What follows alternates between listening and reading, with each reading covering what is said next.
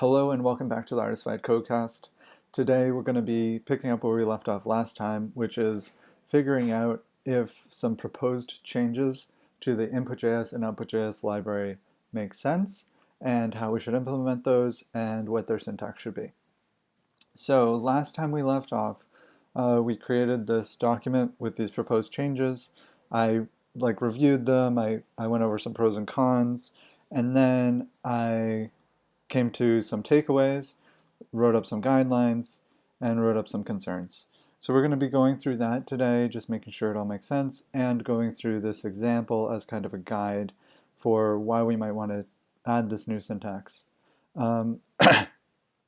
Okay, so right now in our current bundles file,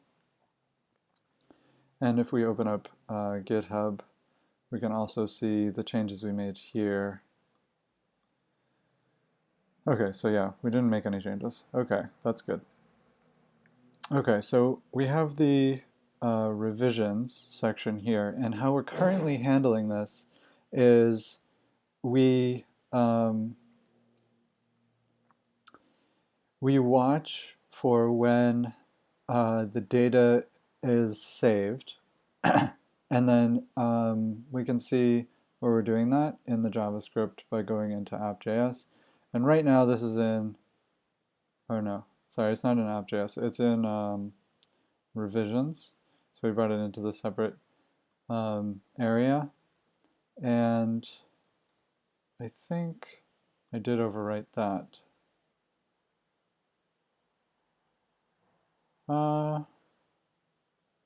Revisions. Okay, no. In revisions, we're just importing the after save function, and then we're calling it here.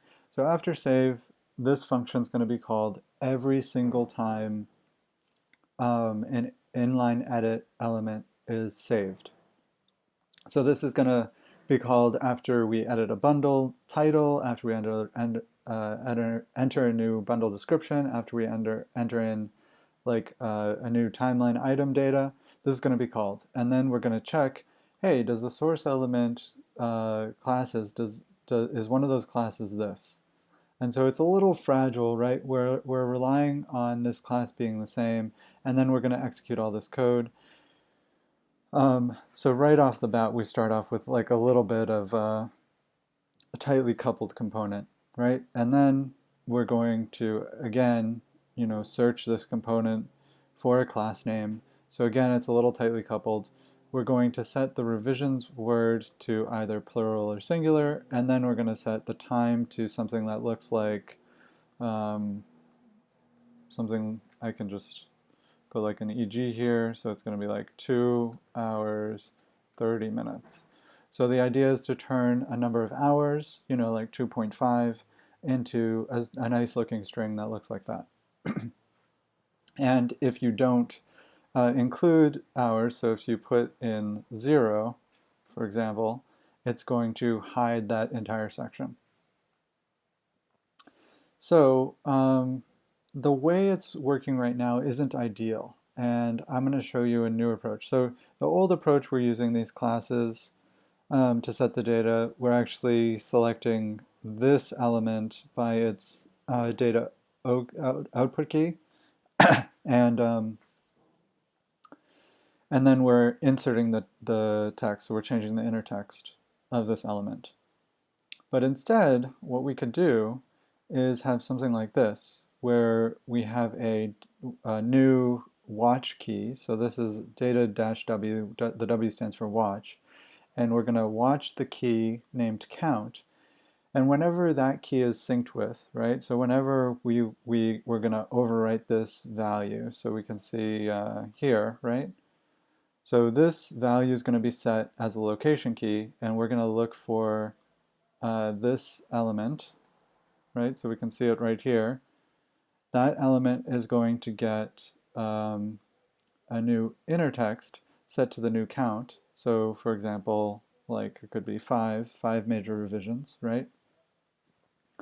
So whenever that's set, we're also going to be executing all of the watch all of the watch functionality on it. So that's here and that's here. So first we're going to do a set namespaced temporary data on the closest element that has this class. So set namespace temp data on closest. What does that mean? Well, namespaced. So okay, this is admittedly kind of a shoehorned kind of function just for this specific use case. And the use case. So why are we using this?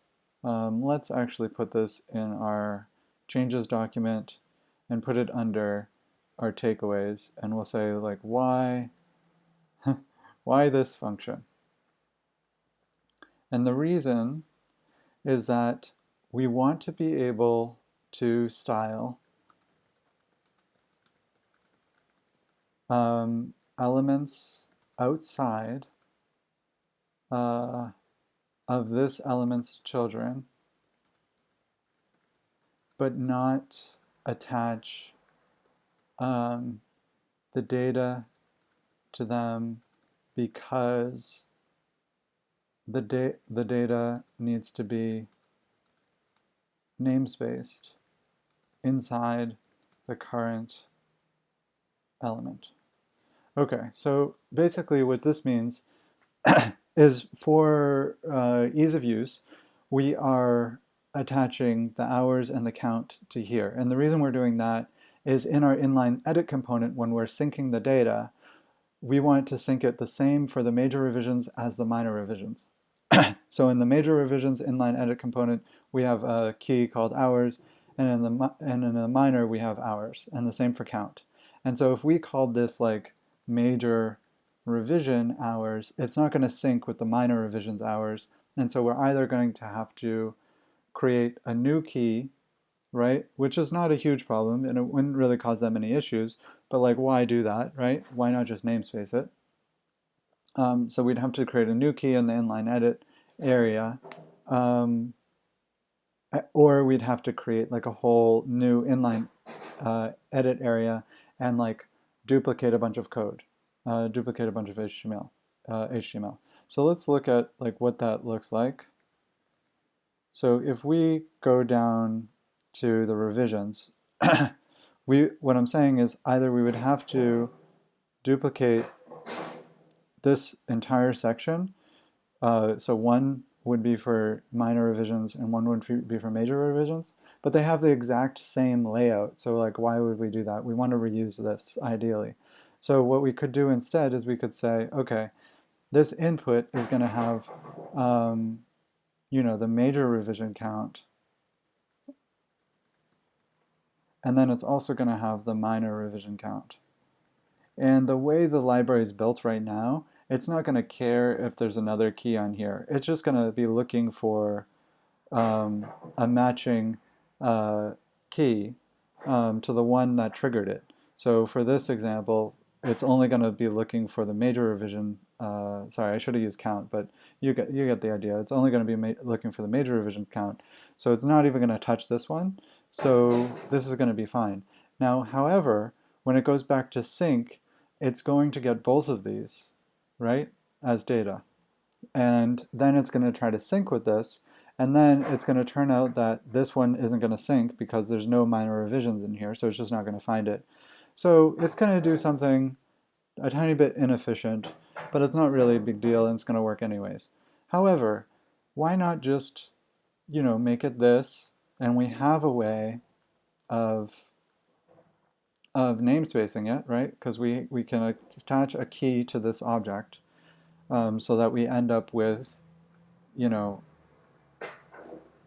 major revisions as the key, and then the object inside of that will have the count and the hours, right? So this is namespaced, and then, we're going to have another one next to it that's going to be minor revisions, right?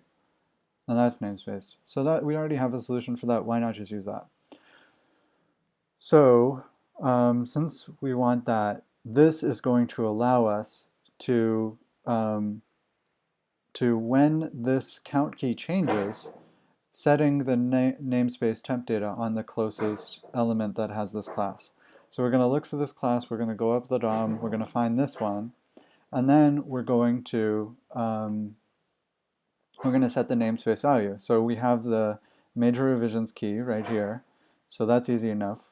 We put that on first, and then we put the key count. And then we're also going to be able to get the minor revisions count here too, because that's going to be on another element that's down here, right? And all of this stuff is going to be, you know, minor revisions. So we can change the namespace to this, as well as the name, right? And that's the only difference between them is the namespace and then this little bit of text here. And now they can, you know, now they're freely able to use the same inline edit. They're able to use the same data, and we're able to pass that data up to this area or any area above it that's going to be able to keep track of the data too. So I like it for that. It's really, I think it's really pretty nice. I am kind of thinking like, you know, a lot of this stuff is already a solved problem if I just use Vue.js or React.js, but it's kind of fun to build this stuff myself, and I like this approach better than Vue.js and React.js. I don't like being so distant from the DOM, whereas this feels like I'm working directly with the DOM. And I also don't like the like weight of those libraries. And I think, you know, my library is a lot lighter weight, and it works how I think, you know, so that's a benefit. I think if I were to start over right now, I would still want to build my own library because of the benefits, because I'm able to work how I think, you know, it's fun. There are some complicated things coming up, but I like making these hard decisions and choosing, you know, in the favor of, you know, what makes the most sense to me.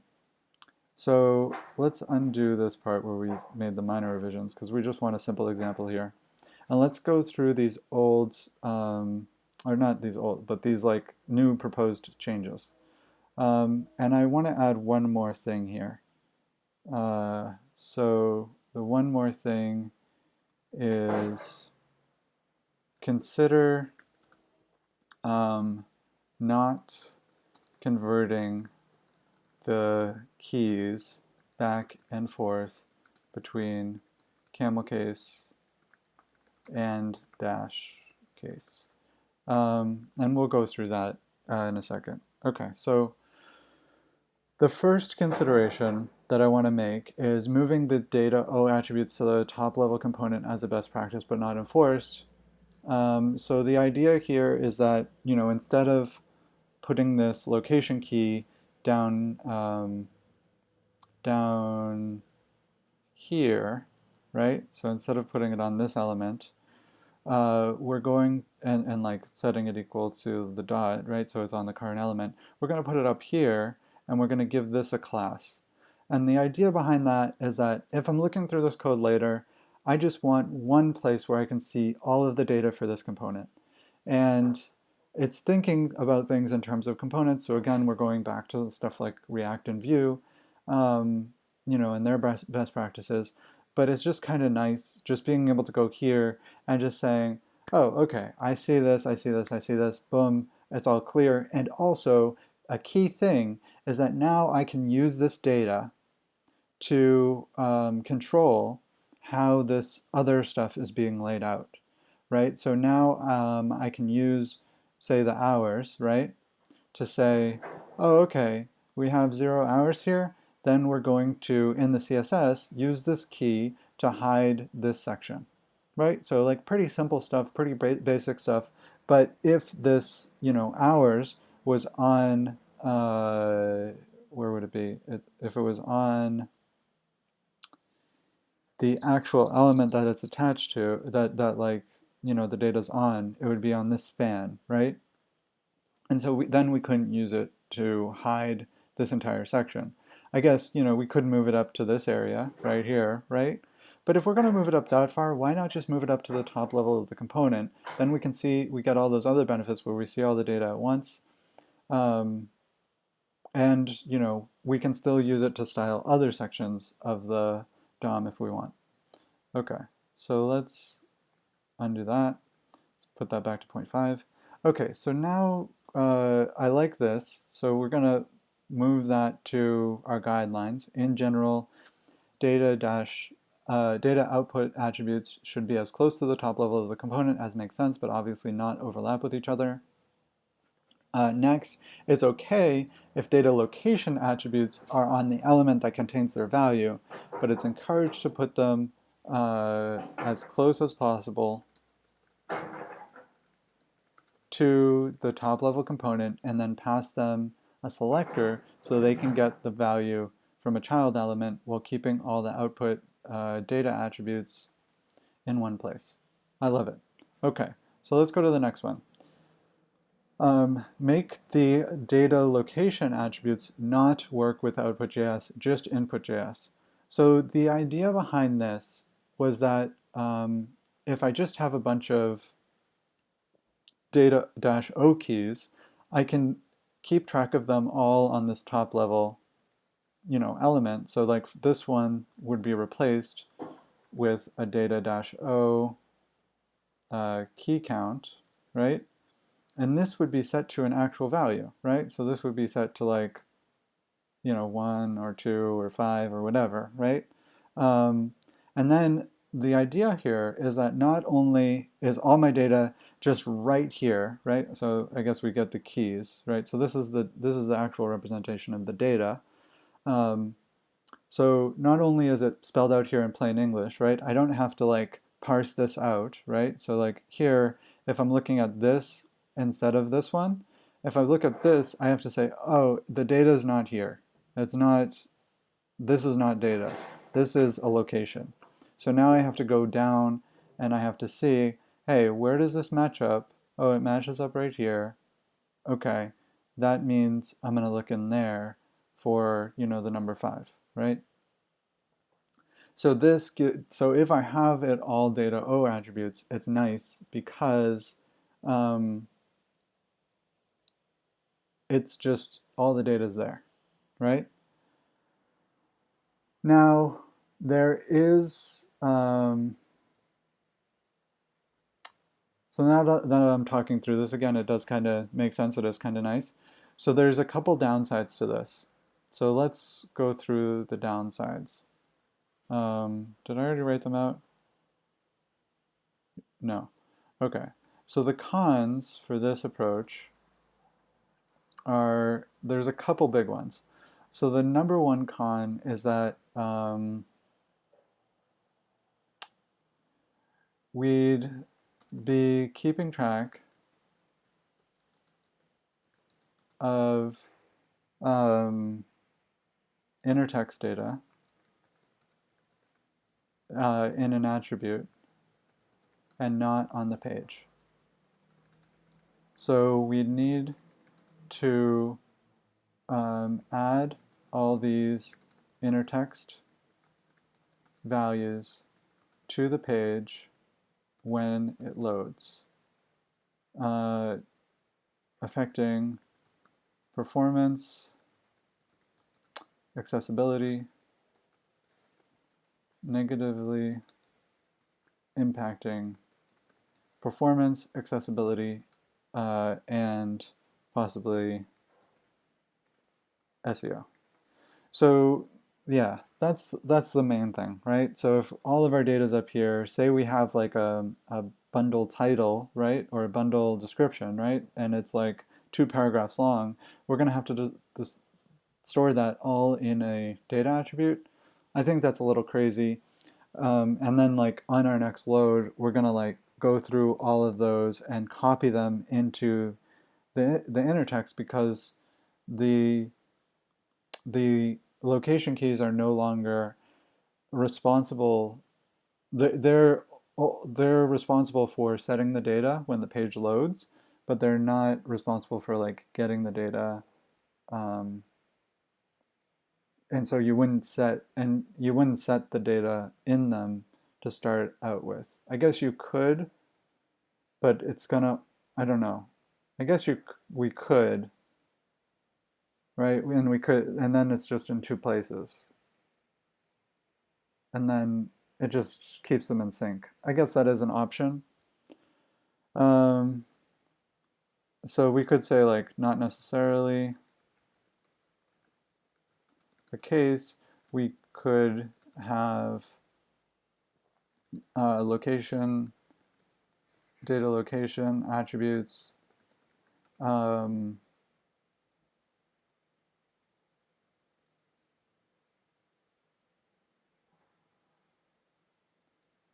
uh, but not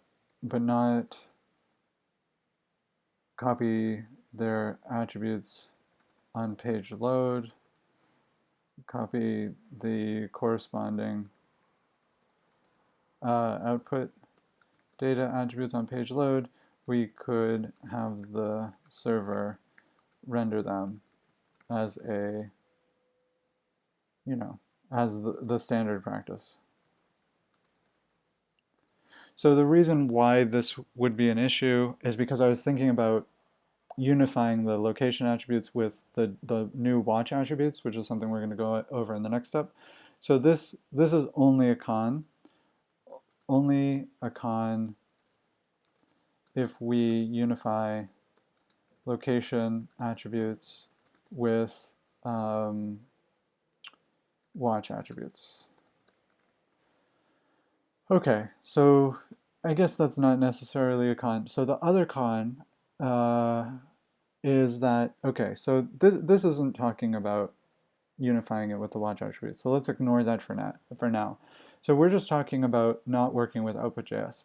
So the idea would be that they do work with input.js. So what that means is that the data is still going to sync to them, right? But when you try to get the data from them, it's not going to work. So if you sync into them, it works, right? So it's like they're taking in data and they're putting it in a certain location. But they are not responsible for returning data. And the idea is that the output library wouldn't have to parse through these data attributes.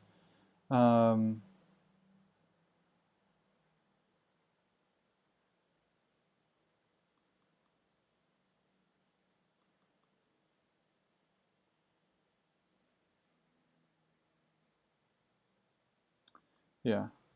Okay, so, but the downside is that we currently use output.js in the inline edit components to get the value of of like form elements. So how would we solve that, right? So if we go here, right now we have this, right? So we say location key count is on this element and it's the value. How would we do that instead?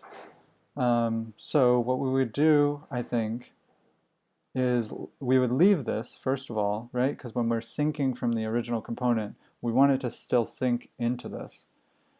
But then we would have some data. So I guess we would put it on the top level as a best practice. So we would have the output, and then we would have key count. And we would need some way to sync this with that.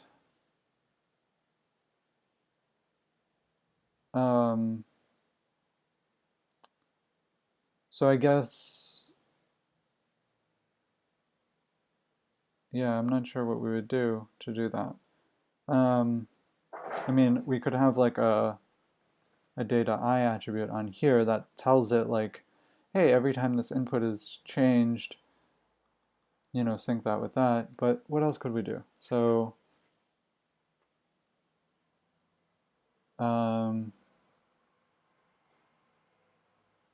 so the data watch attributes are just meant for when the data is changed in the inline edit and you're syncing with it, but there's no way. So if this doesn't work with output.js, there would be no way. So let's see, what's the current sync function? How does it work? So we actually, so this is where we get the data, right? So we get the flat data, right? So this is going to get the flat data from this inline edit section. So what we would have to do is we would have to like rewrite this somehow to also include these values, you know, sometimes, but just for when we're getting it from inline areas.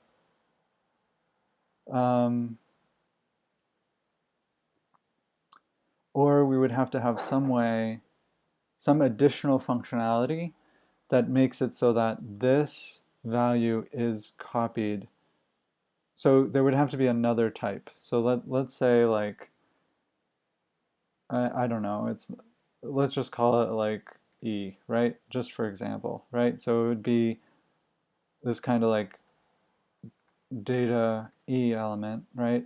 And then whenever it's changed, it's gonna sync, it's gonna like crawl up to the nearest parent that has a matching key, right?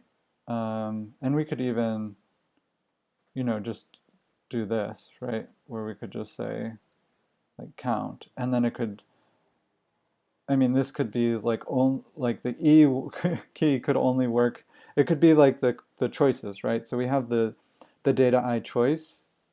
So let's see actually how does that work? So we have the list of I don't have that open in our data.js.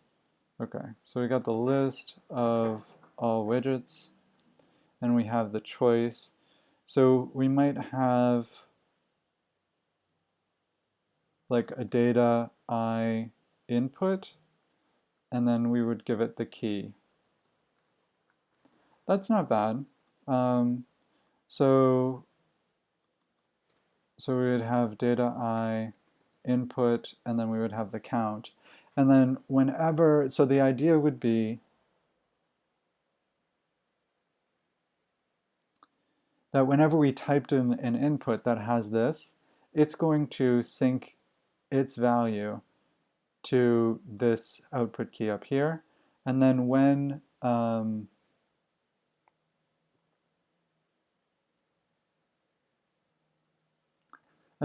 this output key, you know, gets that, you know, it's just going to keep it, right? So it's just going to have the text in here. And then when we sync it back with the original component, you know, it's going to, all it's going to have to look through is the data output keys. The bad thing about that, and it's not super bad, but there's a minor performance hit in terms of like, you know, we're writing text inside of the input, right? We're typing inside the input. And every single time we're typing, every time we type a letter, we're updating this output key. Now we could throttle that, right? We could just throttle that, or we could debounce it, right? So that's not, you know, a huge issue. And I kind of like it. The more I think about it, it kind of makes sense. I don't like it not making, it makes the location keys a lot less flexible, right? But it's just so, but it does make it nice in terms of like, okay, so like we have the count up here, right? So let's move all the things up here, right? So we have data O type object because we need that, and then we have the count, and yeah, we could just have an example here for the count. and then we have the hours, and we have 5 hours. So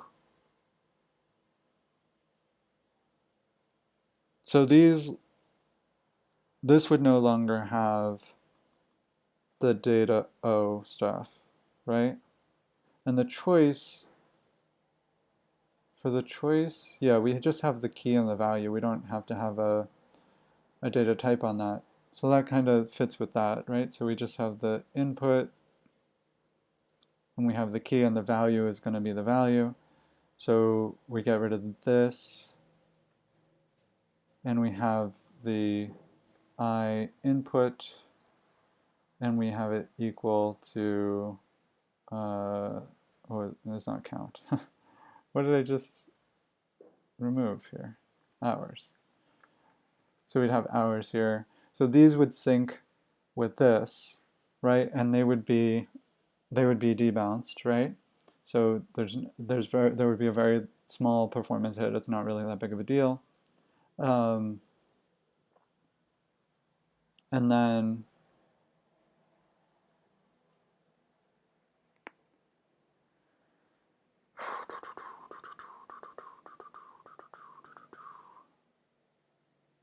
yeah, so then we would have everything at the top level, which is kind of nice.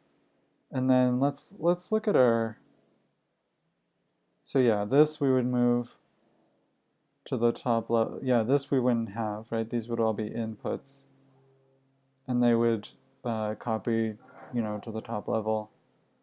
And then these, and so all our data would be on one place, right? We would be able to see what the component's outputting.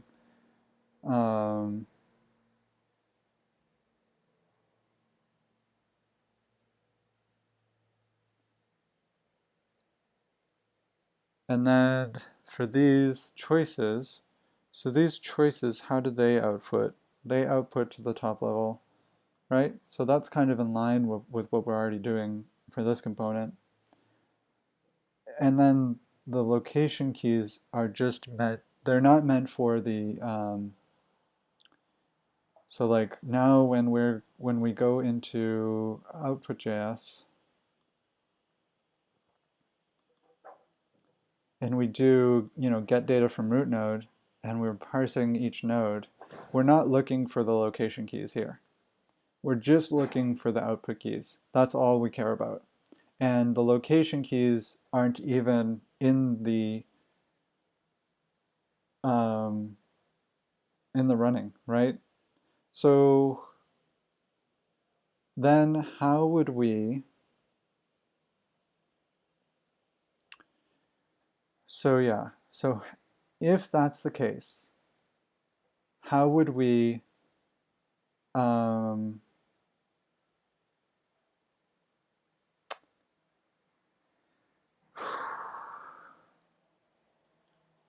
how would we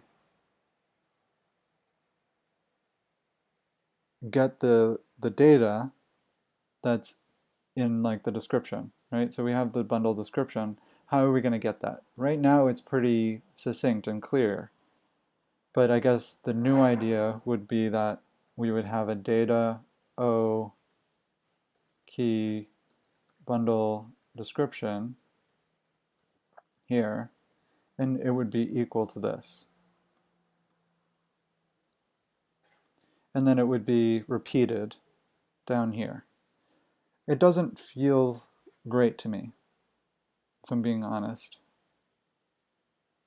But it's just for this single case. I mean, the single case being, long text, right? For most of the data, it's not going to be long text. It's going to be a sentence at most. It does bother me a little bit that it's repeated, and it does bother me, like, I don't know how to do new lines in an attribute. Like if we have a bunch of new lines in here, how is that going to work, right? So that part doesn't feel great. I actually don't know how new lines work in that. So let's see what that looks like. So if we say like this element set attribute, and we call it like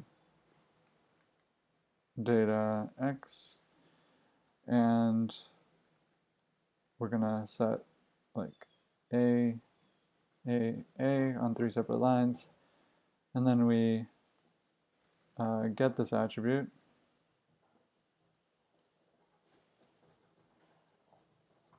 Huh, that's weird.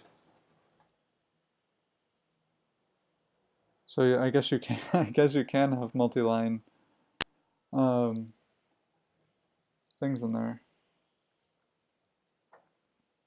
So the other downside would be if I ever wanted to do formatted text with this. So I mean, I might have like some bold text or whatever. So I guess I would have to include the tag in here, right? So it'd be like that or whatever. I don't know. It feels a little bit weird to me. I kind of like the succinctness of this. It's just like, hey, you want this? Just look in here. It's easy, right? It's kind of nice. I'm really torn though, because I do like having everything at the top level and just like having the data very well organized. Um, so let's go back to our IO changes document. Let's say pros. So output.js, well, yeah, it has less to parse. So these are the pros, actually. So these things. And then also, it makes, I think it makes it a little bit easier. Well, let's just say like easier to read code. And then let's put that, and then we'll put that.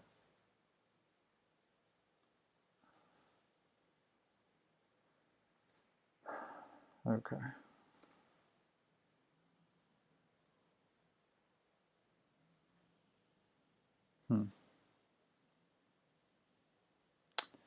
Now, so yeah, okay. And then, so the other issue, I mean, it's a minor issue. I don't want to save this yet because I'm not sure I'm gonna use that. So, but the other issue is that we would still have to have this data location key, right?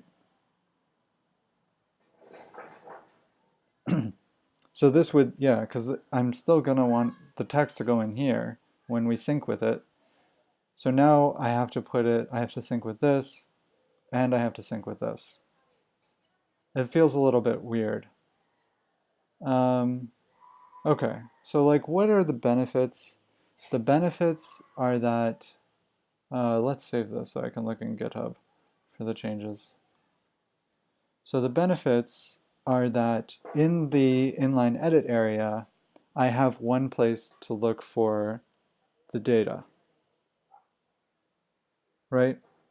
I guess I could do that here too by just moving this location key up here and giving it the class name, right? And then I would just have to make these class names unique.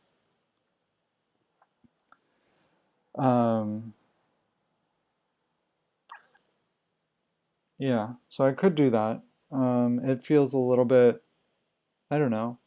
It's just kind of nice to have all the data here, you know? Like just spelled out plainly, right? The data is in a plain format. Let's say that as a pro. Only data O keys will be parsed to create output data. All data is in a plain text format. You don't have to look anywhere else.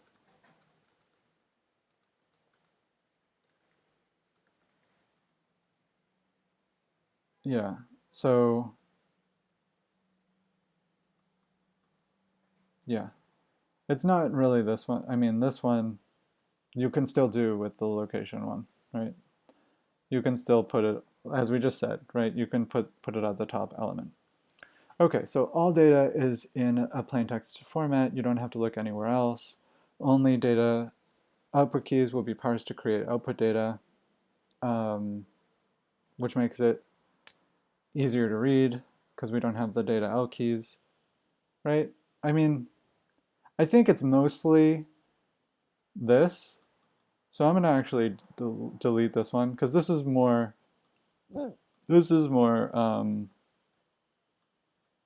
for this.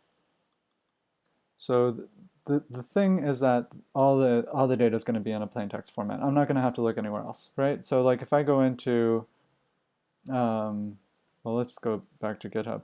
So yeah, so if I go here, I'm going to just see, oh, the count is 5, the hours are 5.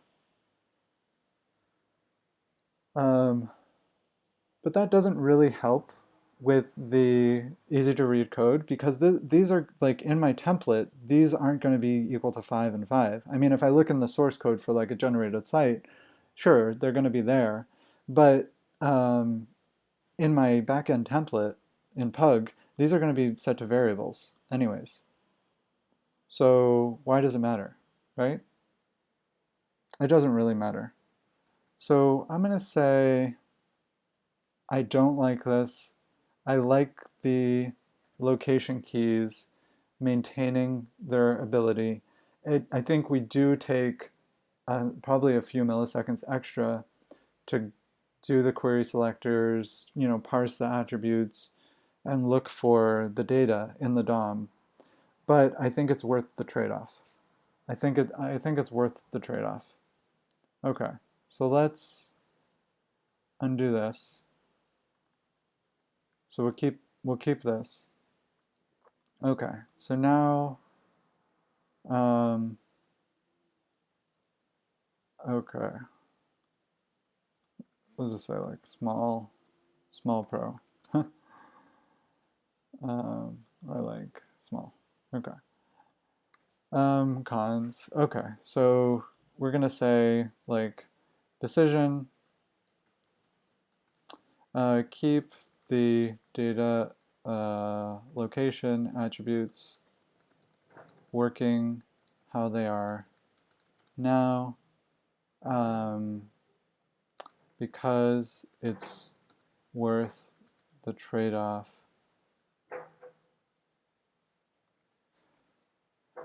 I mean, I guess it came down to like it being really annoying to have this text duplicated and then this like this attribute plus this attribute. So this one's responsible for setting it, and this one,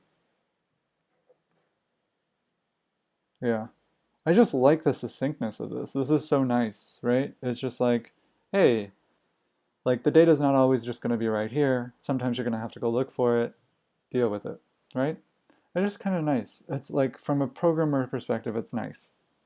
And also, I think, from the accessibility, it's a little nice, right?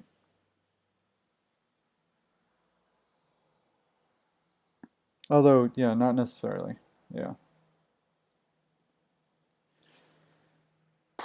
Yeah. Yeah. Okay. So I like this. Keep the data location attributes working how they are now because it's worth the trade-off of not having to one have long text in attributes, in attribute values, and two, of not having to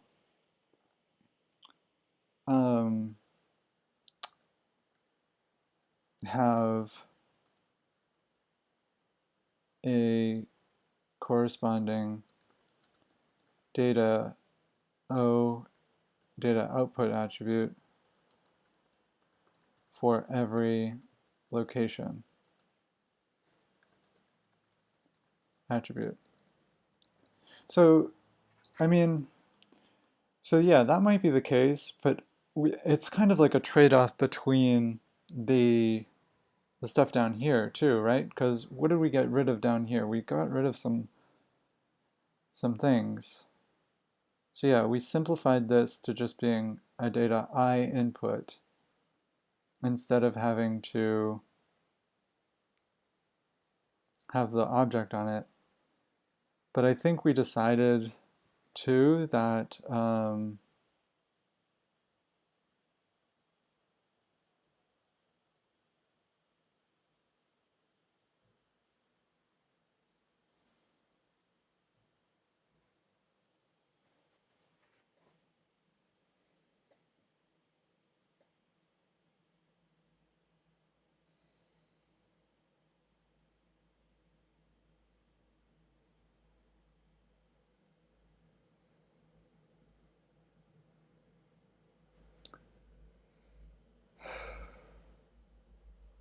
yeah, so we decided that we could just use the data L attributes as long as we pass in a class. So the thing I'm wondering about right now is like, okay, we're syncing the data already. We know we're syncing the data.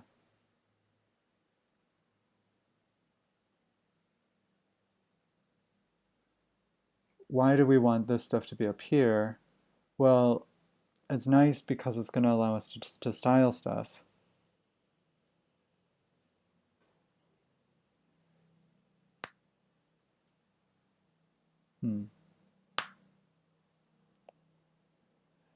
Okay. So what if we do add this data input element? So what if we had this as well as the location values? So the location values in that case would be mostly useful for so the location values would be useful for outputting the data, right? So you've added it to the DOM. Now you're trying to get it from the DOM, and you know, if you have like a long inner text or whatever, just set it to the location to like use a data location attribute, right? But if you're inputting data, we want it to work slightly differently, right? So instead of using a class, all you have to do is like attach this to it,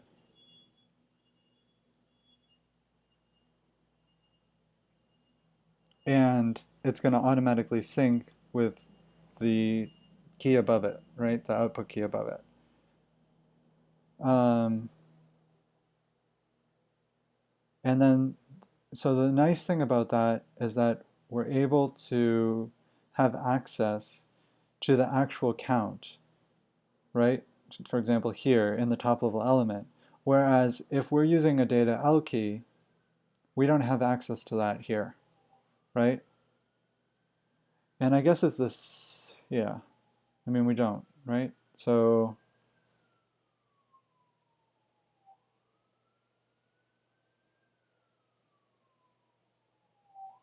I think that's nice. I think that's nice because it's going to sync it with this. Then we have, you know, access to the data in the parent component.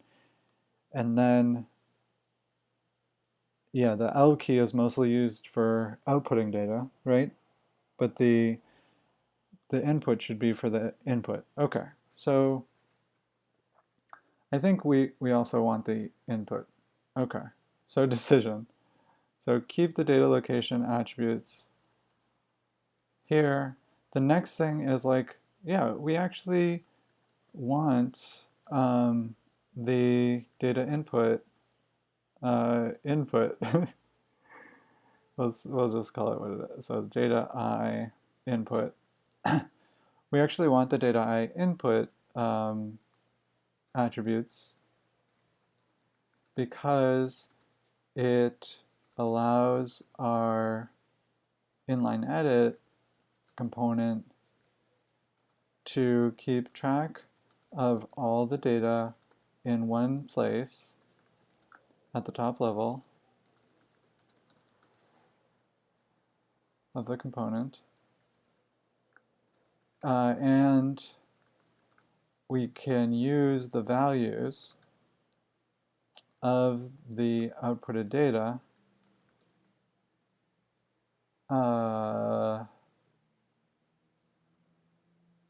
to style the component. And then the idea would be that, okay, so like you would use this for an input, but you don't have to use it for an input, right? You could use the location key for it and pass it in a class, right? So you could have the location key up here, you could pass it in a class, you're going to get the same value. So if it's something you want to style the DOM with, use an input key. Otherwise, use a location key. I don't know. It's getting complicated. Yeah, I don't know. I'm not sure what to do.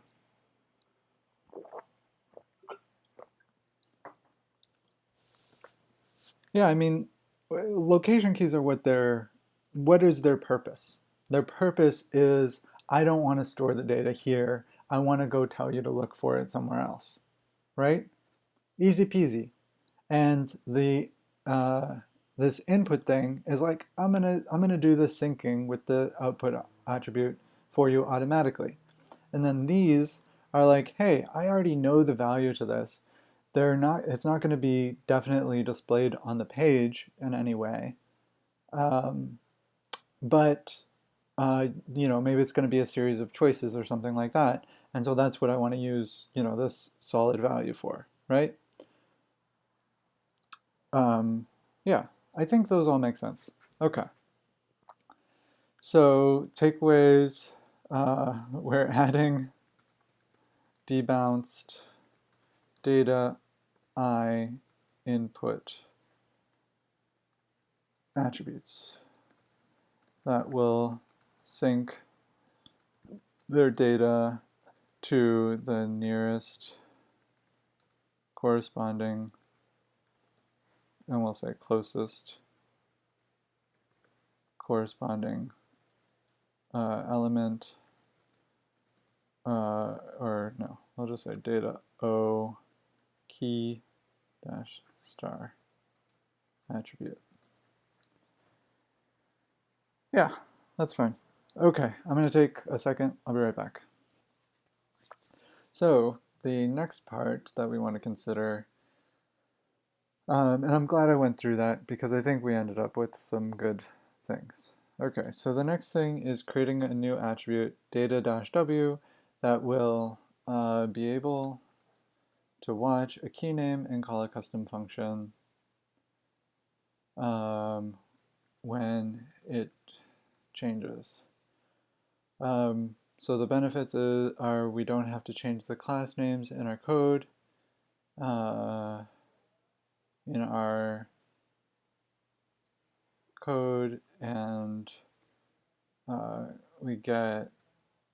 we can set temporary data attributes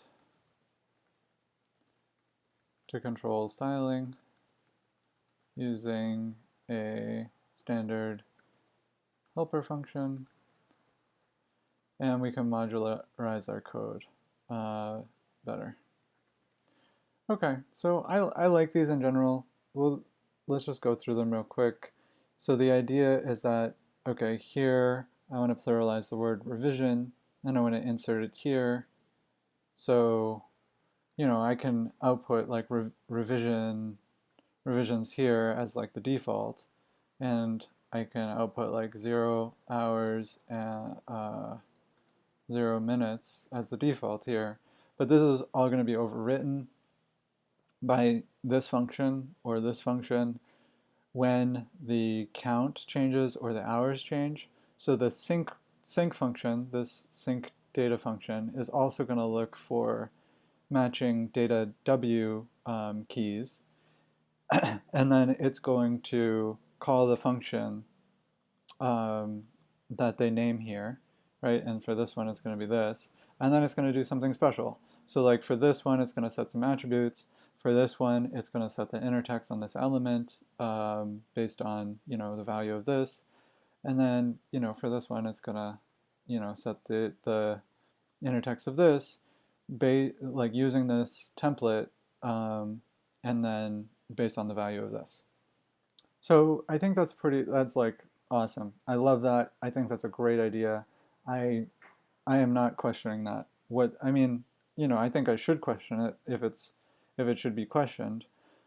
But I think it's such a good idea, and it gives me so much power and flexibility that I just kind of want to do it. And I went through some of the other options. Like I was like, what? Maybe I can just change the design a little bit so that I won't need this, right? Um, but I think we ended up with like a slightly worse design. I think still could, like it's slightly worse. So like I could kind of massage it and just work with it. But I like the power. I like the flexibility. I think it's a cool thing. So let's just do it. Okay, now replace data location attributes with the catch-all data watch attributes, allowing passing in additional arguments to, okay, by allowing um, passing in additional arguments into, oh no, sorry. Okay, so this is like a multi-thing thing, thing. So it's like A, replace data location attributes, to B, allow passing in additional arguments to the data, and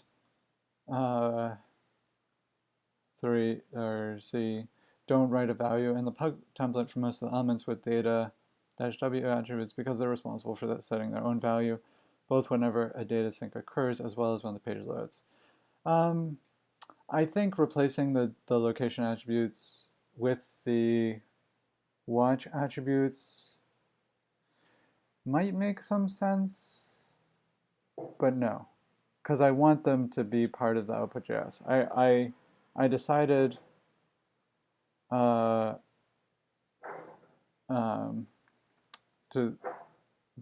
have this be like with output.js. I'll say input.js first because we'll put a capital and output.js.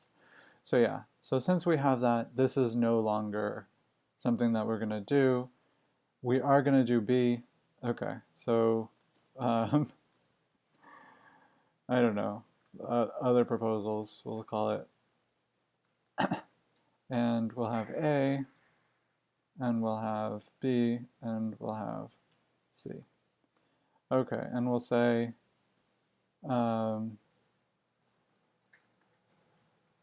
no, and we'll say yes, and we'll say write a nice default value, and we'll say like A, or sorry, I guess we'll go back to 1.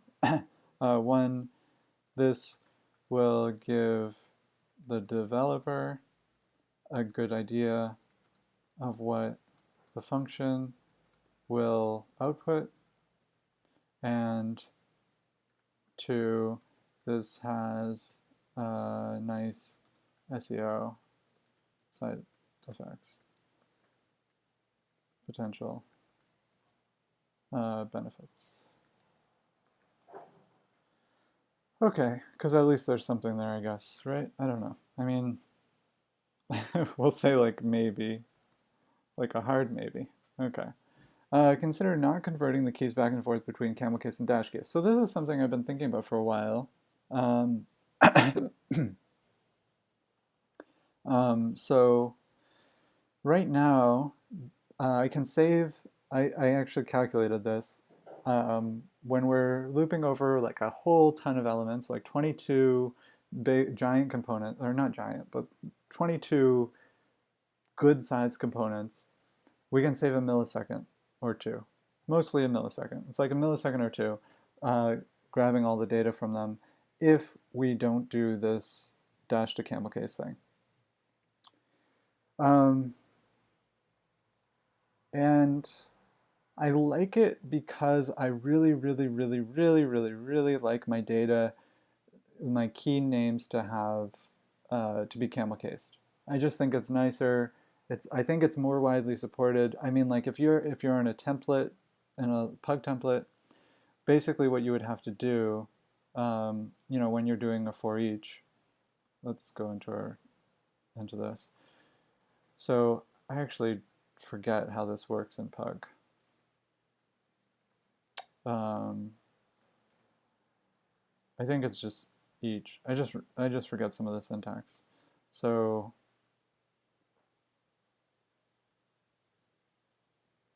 what the heck? Iteration. And we can't. Can we? We can't edit this. Oh, we can. That's so cool. Okay, so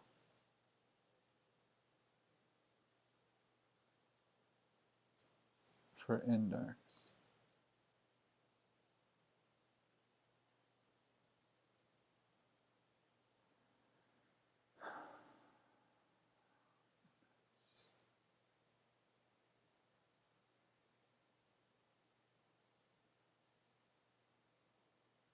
Hmm.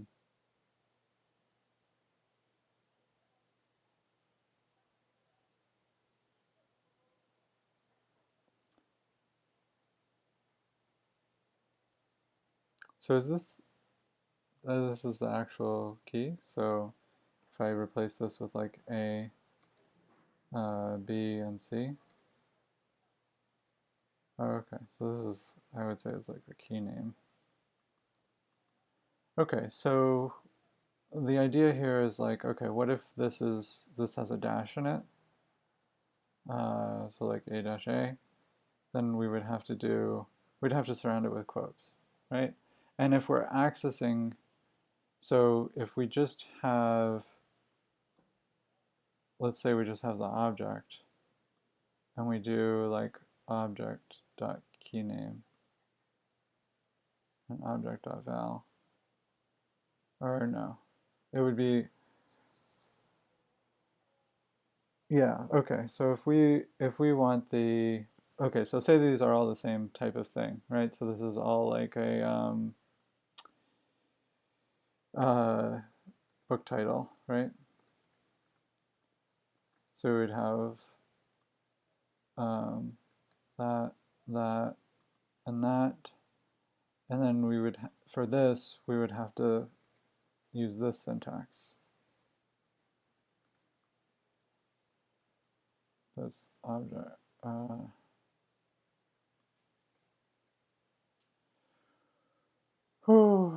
What? Why isn't this working?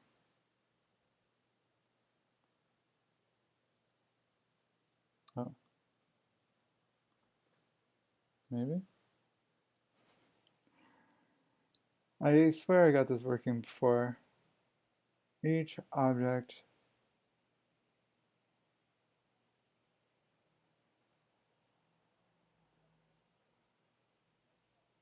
Well, what is that? Oh.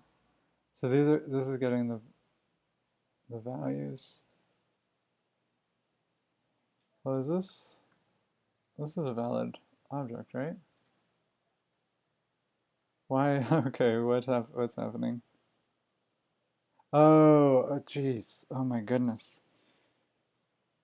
Okay. So we want this to be a list. I'm I'm sorry. I'm being very, very stupid. Okay. So now we have a list of objects. Okay, now if we wanted to get the like title, we'd have to do something like that. Okay, now we have the book title. So we have 1, 2, and 3 as the book title. So this is what happens when we use, a dash case key name, right? Whereas otherwise we could just say book title, right? And we wouldn't have to put it in quotes in those ugly braces. It's not like it's not a huge deal. It does save some time converting back and forth. I think it might be a good idea. I think this might be one of those like premature optimizations that ends up being a long-term good idea. Uh,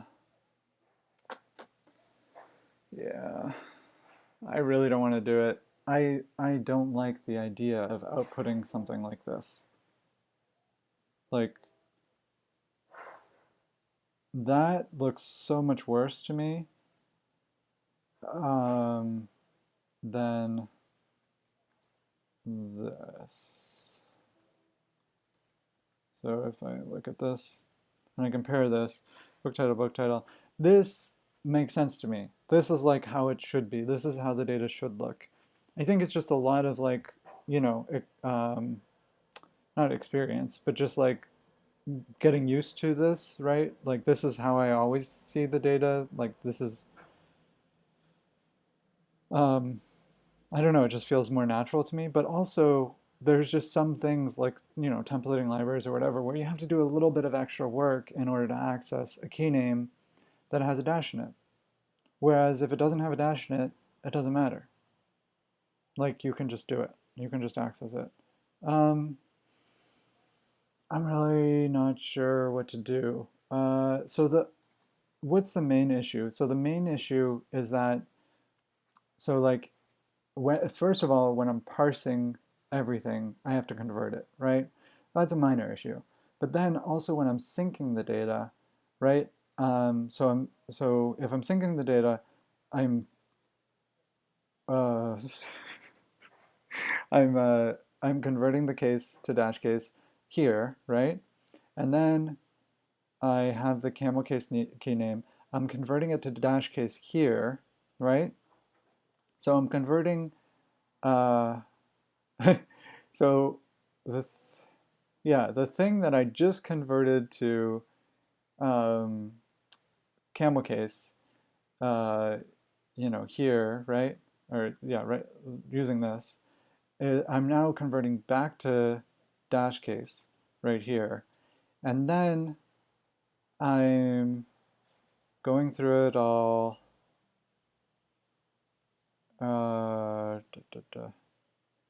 Plain attribute name, set location, key value. Where is this? I'm just wondering, do I do it again? Right? Is it is it in input.js or output.js? I think it's in output.js actually. Yeah. I actually don't know. Yeah, it's right here. So then here, okay, so we're not doing it again. We already have the dash case key name, I guess. So we don't have to do it again. But we are like, what if this just returned the dash case key name? Then I don't have to worry about it. And I always know that the dash case key name is going to match an element if I just like prepend the data dash o dash key to it, right? So I don't have to, like, there's a lot less to worry about as a programmer.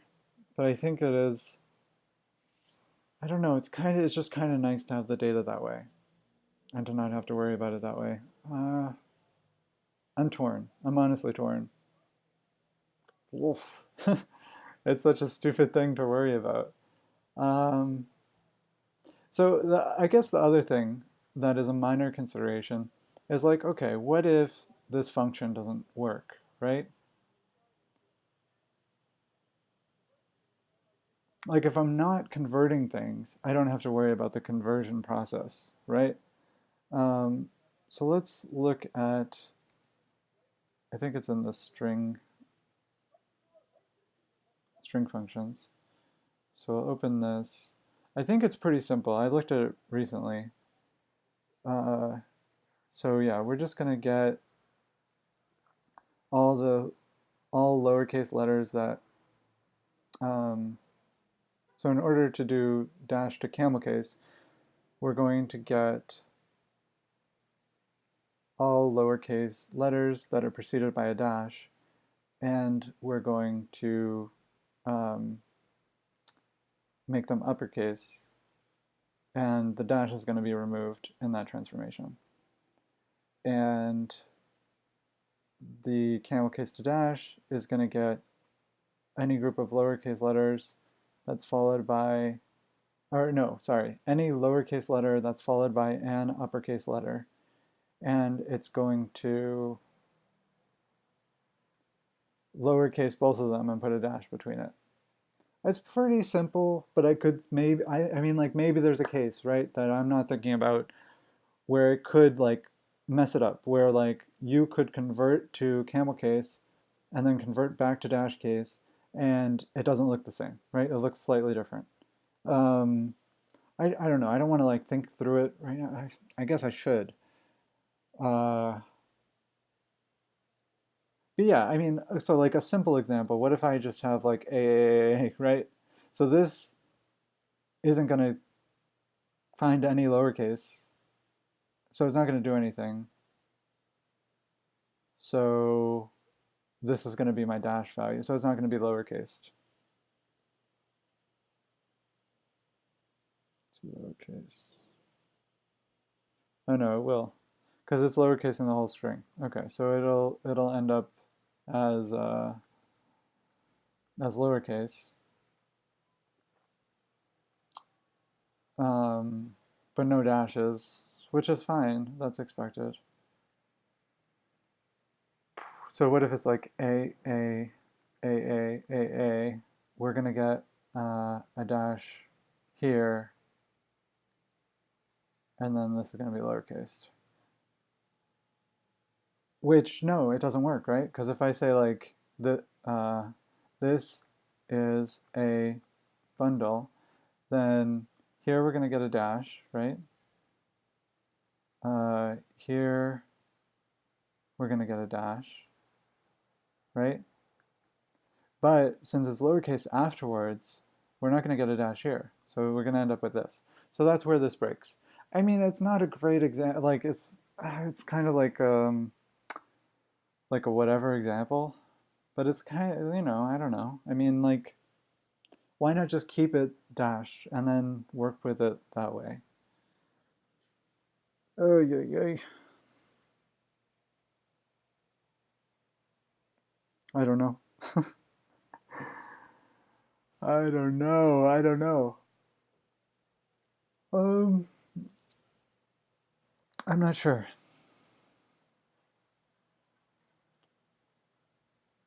So, okay, let's go back to this code real quick. What's my true feeling about like this compared to that? I like this better. It's okay. It's kind of nice that I can just like use these right off the bat to like find the element I'm looking for. And if I leave it this way, there's the benefit that that I'm not going to run into any conversion issues. What I've got is what I've got. If I mistype something, whatever, it's just going to stay mistyped, and that's fine. That's forgiving, right? Whereas this way, if I mistype something or like I add in that like, that this is a bundle thing, right? Then it's going to be a little bit weird. It's not going to output in the right way. Um, I guess the main issue is like in Pug, how easy is it to work with? Well, here we saw it's pretty easy, right? I mean, we wouldn't have this part, right? This would just be like a list thing. So we could just say like uh, let objects equal that, and then we would say in objects. Oops.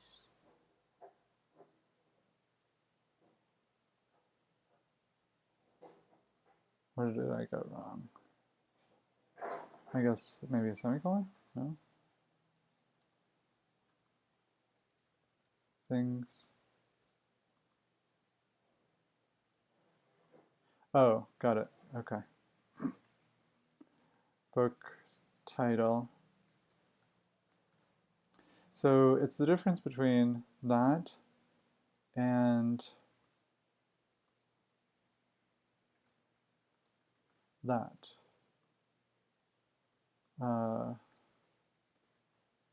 Let's say like things one and things two.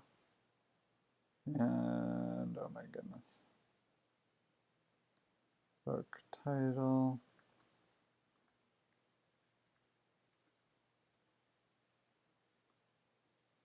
Okay. So it's we don't have to worry about this top part. it's just the difference between these two guys. So like, what do I care about?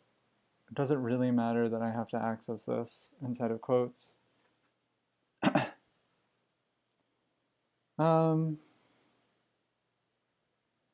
Not really, but like, what if I'm setting an attribute with it, right? Then I have to like, I don't know, how does that even, I'm not like super familiar with pug templating, but I think it would be like that.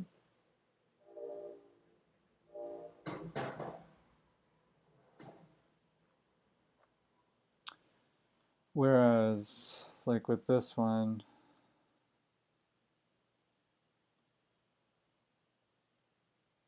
it would just be like this.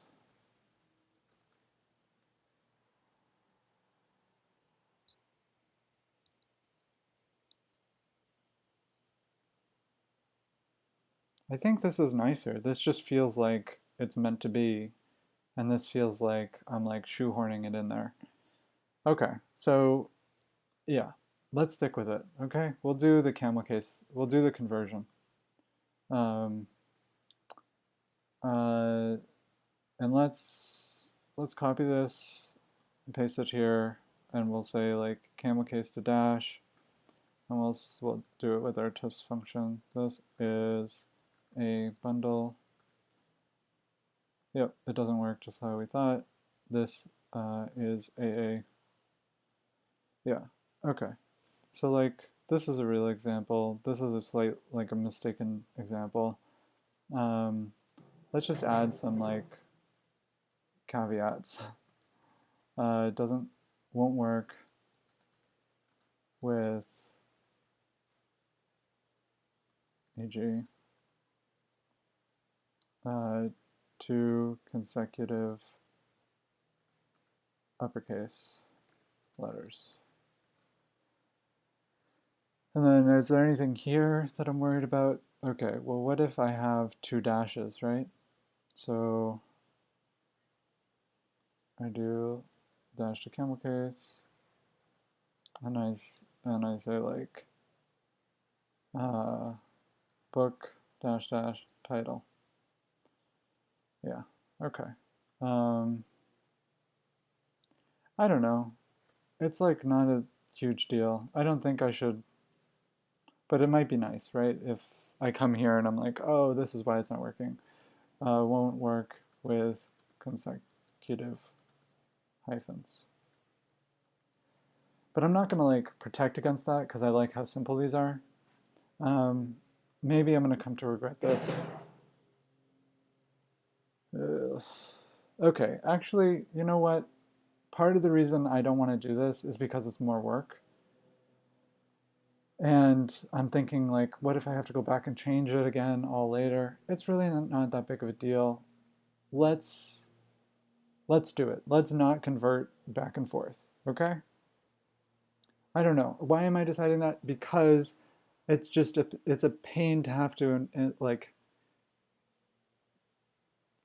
it's just nice to not have to worry about that, right? All I'm doing is I'm stripping out the first part of the key name and boom, we've got it. It works. It's awesome. I don't have to think about any of the like, I don't know. It's just like nice. It's just, it fits, right? It's kind of nice to convert it to back and forth, right? But on the other hand, it's like, is it really worth it? And I think in the end, it's not. Okay, so let's not convert between camel case, I will say like dash case, and camel case. Okay. Da da da.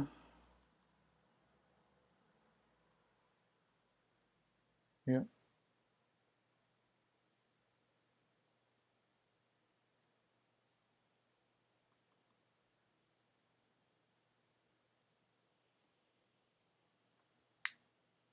Okay. So let's, I'm going to stop this video now and I'm going to start one up right after this. And I'm going to just like work for a half an hour on this. Okay.